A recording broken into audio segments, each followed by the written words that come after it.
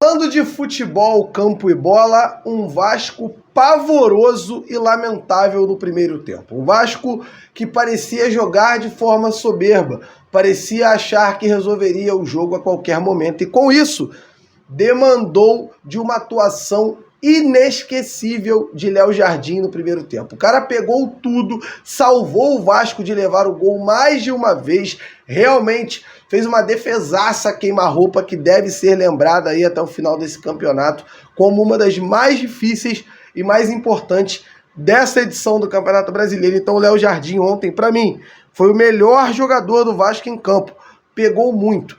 E o fato de termos o goleiro sendo o melhor jogador em campo é extremamente sintomático do ponto de vista da atuação.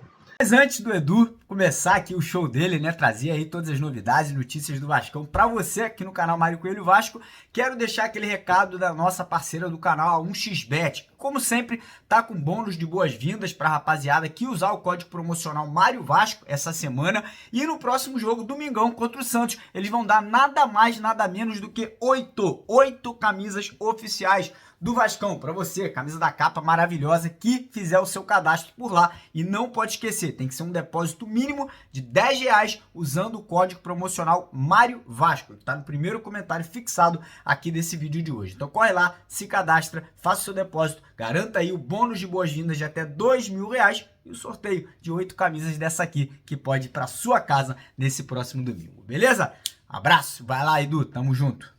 Repetindo, o Vasco teve uma atuação abaixo, fraca, uma atuação preocupante, sendo aquele primeiro tempo um momento que a gente está pegando aqui de parâmetro para prestar atenção e pontuar para você.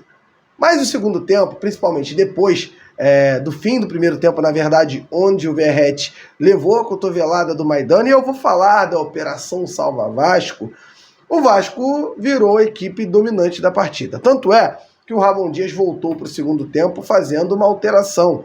Colocou o Gabriel Peck, colocou o Sebastião Ferreira, tirou o Payet, tirou o Praxedes, colocou um Vasco para cima, um Vasco para atacar, porque sabia que o América jogaria atrás da linha da bola, que jogaria atrás do meio-campo. E por isso, eu notei ali, neste momento, o tamanho da dificuldade que esse time tem na criação e, claro, o assunto Dimitri Payet. Na opinião do Edu Canelas, e é algo que a gente tem que colocar para que você entenda, inclusive essa opinião pode vir a ter discordância, eu quero o seu comentário aqui embaixo. Eu falava no pré-jogo, no nosso Insta, no TikTok, aqui também no YouTube, que o Vasco da Gama, na partida contra o América, precisaria do Payet no segundo tempo e não no primeiro. Por que eu não teria entrado com o Payet como titular ontem? O Payet no primeiro tempo ontem foi um a menos no ataque e na defesa. Na defesa porque ele não está 100% fisicamente. E no ataque porque o jogo não favorecia um atleta com as características do Payet. Mas no segundo tempo, quando o América fechou a casa, jogou completamente fechado e com isso abriu espaços para alguns arremates de média e longa distância, o Payet poderia ser esse cara para acertar um chute de fora da área, para fazer o gol dali, ou quem sabe, achar um espaço com passes, porque ele é um cara que tem o passe como ponto forte do seu futebol. O Payet é jogador para um Vasco dominante. O Payet não é jogador para um Vasco reativo. E o Vasco jogou de forma reativa o primeiro tempo, ou nem jogou.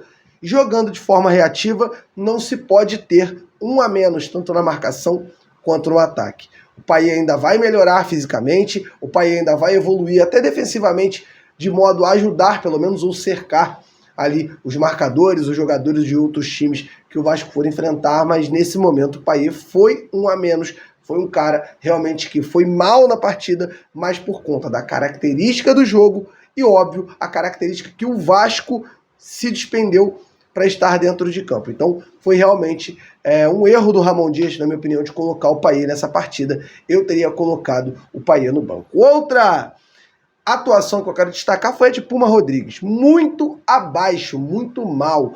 Eu estava no setor de cadeiras inferiores do Independência e eu estava falando com o Lineker. Eu conseguia ver no semblante do Puma, porque eu estava muito perto do campo, muito perto do gramado, o medo e o nervosismo que ele estava de receber a bola. O Puma é um cara tecnicamente bom jogador, fisicamente se mostrou um cara muito forte no começo do ano, mas está completamente sem confiança. Ontem a bola estava pegando fogo no pé dele. Muito medo, muito assustado. E se Ramon Dias e o elenco do Vasco não conseguirem trabalhar essa situação, vai ficar muito complicado para o nosso querido Puma Rodrigues arrebentar aí, ou quem sabe se manter como jogador titular do Vasco nessa temporada. Para finalizar, vamos dar mais uma notícia. O Vasco folga hoje, volta a treinar amanhã e viaja no sábado para Santos, onde vai enfrentar o Peixe na Vila Belmiro, na Vila Famosa, a Vila do Pelé. Vamos torcer muito para que o Vasco vença a partida. Inclusive, eu acho que o Vasco tem total capacidade de vencer lá. O Cruzeiro venceu outro dia lá.